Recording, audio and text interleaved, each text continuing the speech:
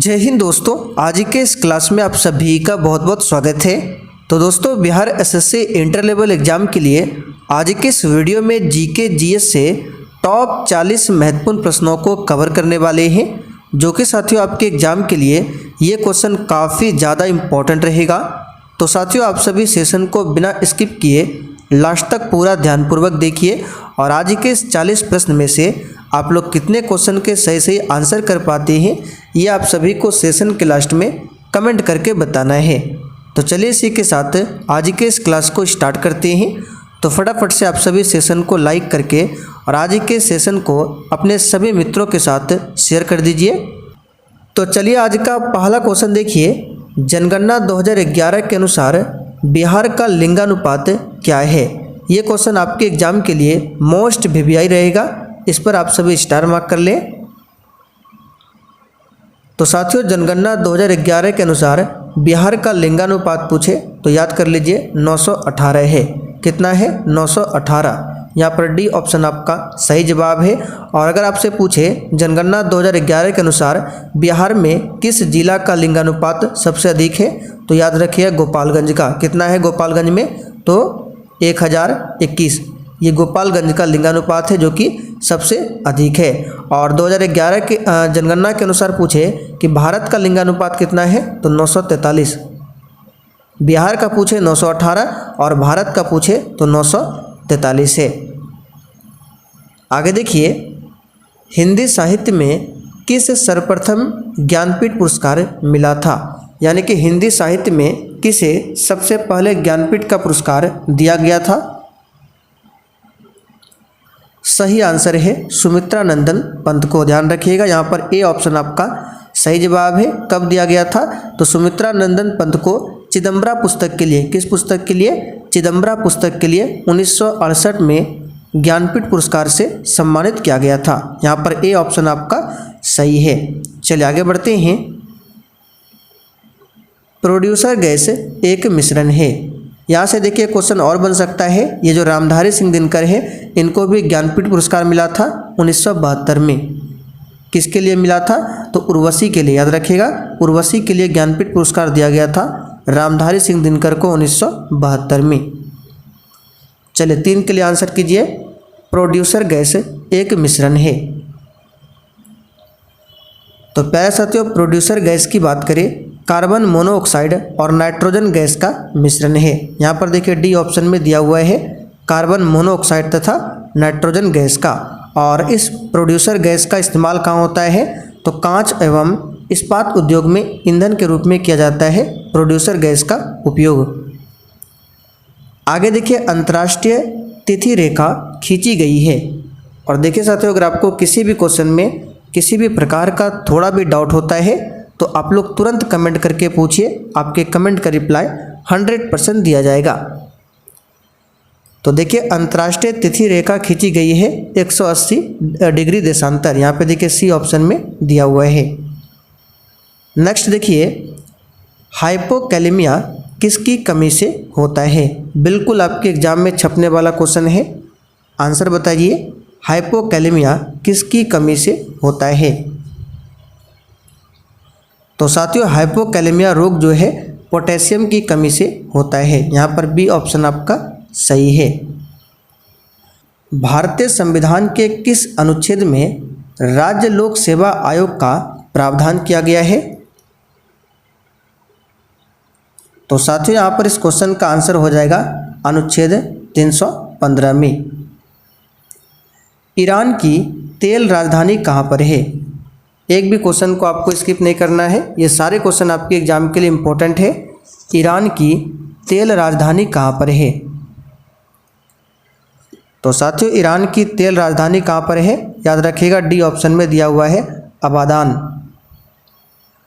Penicillium उदाहरण है। चलिए 8 के लिए आंसर बताइए।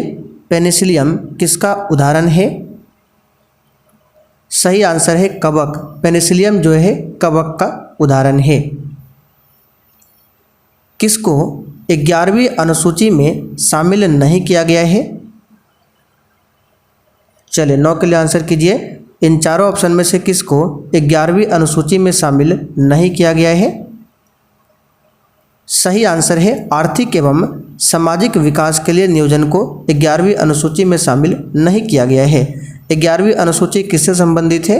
तो साथियों ये पंचायती राज से संबंधित है। और इस 11वीं अनुसूची में कितने विषय हैं? एग्जाम में पूछ सकता है। तो 11वीं अनुसूची में टोटल 29 विषय है। कितने विषय है? 29 विषय है। यहाँ पर बात कर लेते हैं 12वीं अनुसूची, ये भी इम्पोर्टेंट रहेगा। तो 12वीं अनुसूची का संबंध नगर पालिका से है और 12वीं अनुसूची में टोटल 18 विषय शामिल है, जबकि 11वीं अनुसूची में 29 विषय है। और ये दोनों अनुसूचियाँ 11वीं और 12वीं इसको जोड़ा गया था 1992 में। कब जोड़ा गया था? 1992 में संविधान में जोड़ा गया था। आगे देखिए, दूरबीन के खोजकर्ता कौन है? चलिए 10 के लिए आंसर बताइए। दूरबीन के खोजकर्ता कौन है? सही आंसर है बी ऑप्शन, याद रखिएगा, हैंज लिप्से, ये दूरबीन के खोजकर्ता है। आगे देखिए, गन्ना प्रजनन संस्थान कहाँ पर अवस्थित है? तो साथियों गन्ना प्रजनन संस्थान जो है ये कोयम्बटूर में अवस्थित है। यहाँ पर ए ऑप्शन आपका सही जवाब है। और कोयम्बटूर जो है सूती वस्त्र के लिए भी प्रसिद्ध है और इसे दक्षिण भारत का मैनचेस्टर बोला जाता है, कोयम्बटूर को। अब गन्ना की बात कर लेते हैं। तो भारत में सबसे अधिक गन्ना कहाँ पर होता है? उत्तर प्रदेश में। कहाँ पर होता है? उत्तर प्रदेश में। चलिए आगे देखिए, किस युक्ति में अस्थायी चुंबक का उपयोग होता है? सही आंसर है डायनेमो, याद रखिएगा, डायनेमो युक्ति में अस्थायी चुंबक का उपयोग किया जाता है। और अस्थायी चुंबक बनाने में किसका प्रयोग होता है? नर्म लोहा का। किसका? नर्म लोहा का इस्तेमाल होता है अस्थायी चुंबक को बनाने में। केंद्रीय लेजिस्लेटिव असेंबली में बम किसने फेंका था? चलिए 13 के लिए आंसर बताइए आप सभी। केंद्रीय लेजिस्लेटिव असेंबली में बम किसने फेंका था?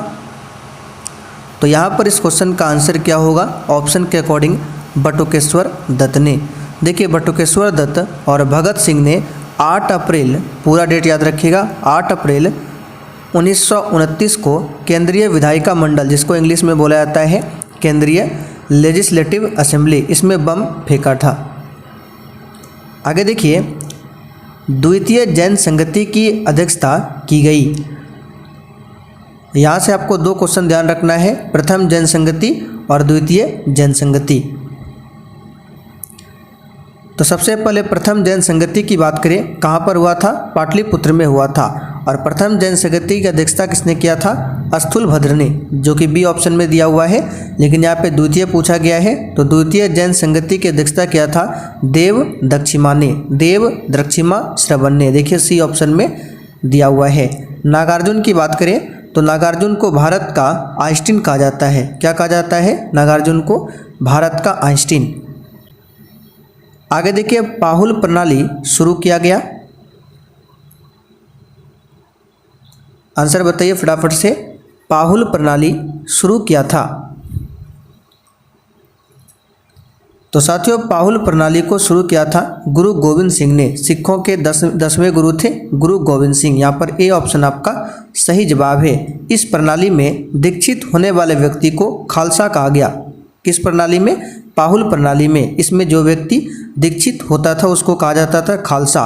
और खालसा पंथ की स्थापना कब होती है? 1699 में। इसके बारे में हमने आपको पहले भी बहुत बार बताया है। जंतर मंतर बनवाया है। तो साथियों जंतर मंतर को किसने बनवाया है? आंसर कीजिए फटाफट से। तो यहाँ पर इस क्वेश्चन का आंसर हो जाएगा आपका ऑप्शन ए, सवाई जयसिंह ने। किसने बनवाया है? सवाई जयसिंह ने। आगे देखिए, किसने India struggle for freedom political social and economic शीर्षक पुस्तक लिखी? तो देखिए इस क्वेश्चन का आंसर है जयप्रकाश नारायण ने, जिन्होंने संपूर्ण क्रांति का नारा दिया था। एक पुस्तक याद रखिएगा, नील दर्पण। ये आपके एग्जाम में पूछा हुआ क्वेश्चन है। नील दर्पण जो पुस्तक है किसके द्वारा लिखा गया है? तो दीनबंधु मित्र के द्वारा। इंडिया डिवाइडेड पुस्तक पूछे डॉक्टर राजेंद्र प्रसाद, आप सभी जानते हैं। भारतीय संविधान के किस अनुच्छेद में राज्य वित्त आयोग का प्रावधान किया गया है? देखिए, एक होता है वित्त आयोग और एक होता है राज्य वित्त आयोग। तो केवल वित्त आयोग पूछे तो वित्त आयोग के बारे में संविधान के आर्टिकल 280 में बताया गया है, लेकिन यहाँ पर राज्य वित्त आयोग है तो इसके बारे में आर्टिकल 243 आई में बताया गया है। राज्य वित्त आयोग का गठन 5 वर्षों पर होता है और इसकी नियुक्ति कौन करता है? राज्यपाल। जनगणना 2011 के अनुसार ग्रामीण जनसंख्या का सर्वाधिक प्रतिशत किस राज्य में है? सही आंसर है हिमाचल प्रदेश में। अरल सागर कहाँ पर अवस्थित है? और देखिए साथियों, जिन्होंने अभी तक सेशन को लाइक नहीं किया है, प्लीज़ आपसे रिक्वेस्ट है आप लोग सेशन को साथ में लाइक करते चलिए। और साथियों, अगर आप लोग आरपीएफ एसआई कांस्टेबल एग्जाम की तैयारी करते हैं तो इसके लिए आप लोग डेली शाम 7:30 बजे की क्लास को देख सकते हैं। ये आपको मेरे दूसरे चैनल पर मिल जाएगा। इस चैनल का लिंक आपको डिस्क्रिप्शन बॉक्स में दिया गया है, जाकर देख सकते हैं। तो अरल सागर जो अवस्थित है ये कजाकिस्तान और उज्बेकिस्तान में अवस्थित है। भारतीय राष्ट्रीय कांग्रेस के संस्थापक कौन थे? देखिए, ये क्वेश्चन बहुत ही सिंपल है लेकिन बार बार पूछा जाता है। तो सबसे पहले आपको याद होना चाहिए भारतीय राष्ट्रीय कांग्रेस की स्थापना कब होती है? तो 1885 में। किसने किया था? तो A.O. ह्यूम ने। तो यहाँ पे देखिए डी ऑप्शन में दिया हुआ है एलन ऑक्टेवियन ह्यूम, शॉर्ट में बोला जाता है A.O. ह्यूम। W.C. बनर्जी भारतीय राष्ट्रीय कांग्रेस के प्रथम अधिवेशन के अध्यक्ष बने थे। इनमें से कौन विद्युत का सबसे बेहतर सुचालक है? सिंपल सा क्वेश्चन है। चांदी जो है विद्युत का सबसे अच्छा सुचालक है। सड़क के प्रवर्तित लैंप में क्या उपयोग होता है? तो साथियों, सड़क के परिवर्तित लैंप में उत्तल दर्पण का उपयोग होता है। प्रकाश की चाल पानी में क्या होती है? चलिए 25 के लिए आंसर कीजिए। प्रकाश की चाल सबसे अधिक निर्वात में होती है। हवा या निर्वात में प्रकाश की चाल सबसे अधिक होती है, इसे ध्यान रखिएगा। तो प्रकाश की चाल पानी में पूछा गया है 2.25 गुना 10⁻8 मीटर प्रति सेकंड होती है। और प्रकाश की चाल निर्वात या हवा में पूछे तो 3 गुना 10⁻8 मीटर प्रति सेकंड होता है। ग्रीनोकाइट एक अयस्क है। चलिए आंसर कीजिए, किसका अयस्क है? तो साथियों, ग्रीनोकाइट कैडमियम का अयस्क है। किसका है? कैडमियम का। न्यू डेवलपमेंट बैंक का मुख्यालय कहाँ पर है? चलिए आंसर बताइए। NDB new development bank. इसकी स्थापना होती है 15 जुलाई 2014 को। और इसका मुख्यालय कहाँ पर है? तो संघाई में। संघाई कहाँ पर है? चीन के संघाई शहर में NDB का मुख्यालय है। उकाई परियोजना किस नदी पर अवस्थित है? तो साथियों, उकाई परियोजना ये किस नदी पर है? तो ताप्ती नदी पर अवस्थित है।